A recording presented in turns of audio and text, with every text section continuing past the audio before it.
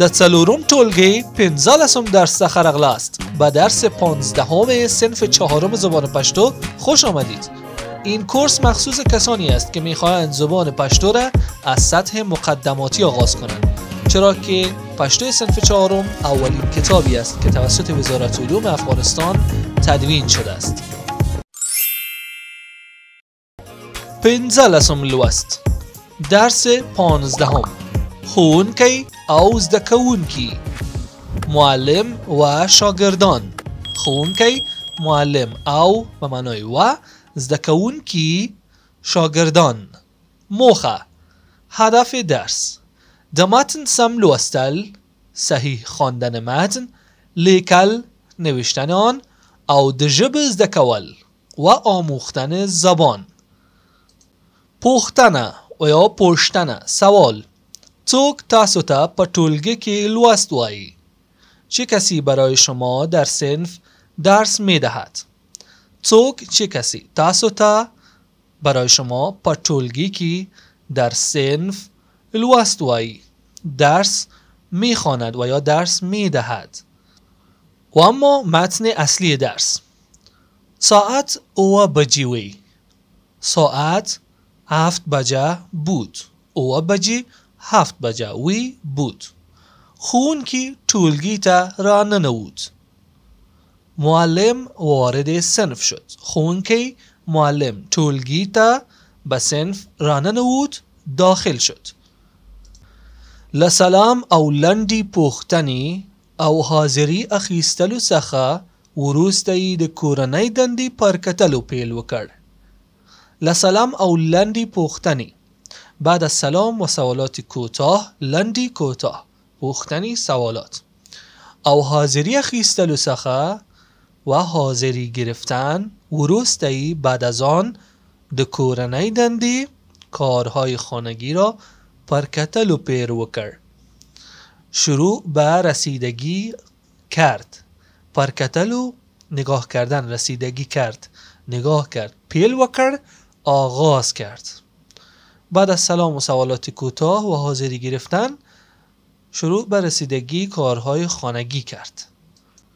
کله چې د میوند کورنۍ دنده ولیده ډیر خوشحاله شو.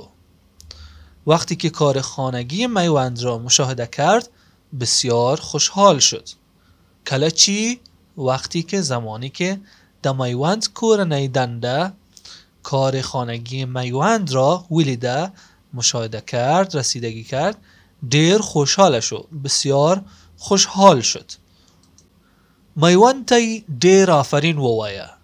زده کوونکو ته لارښوونه وکړه چې میوند ته چکچکی وکړي. میوند ته ډیر آفرین ووایه. میوند را بسیار آفرین گفت. ووایه، گفت.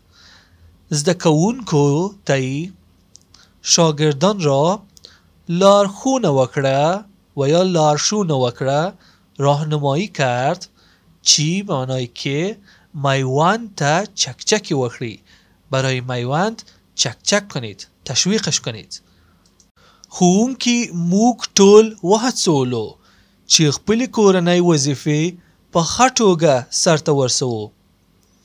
ښوونکي، معلمان، موږ ټول همه ما را وهڅولو، تشویق کردند، چی که خپل کورنی وظیفه که کارهای خانگی خود را په ښه توګه سرته ورسوو، به بهترین حالت و به نحو احسن انجام دادیم.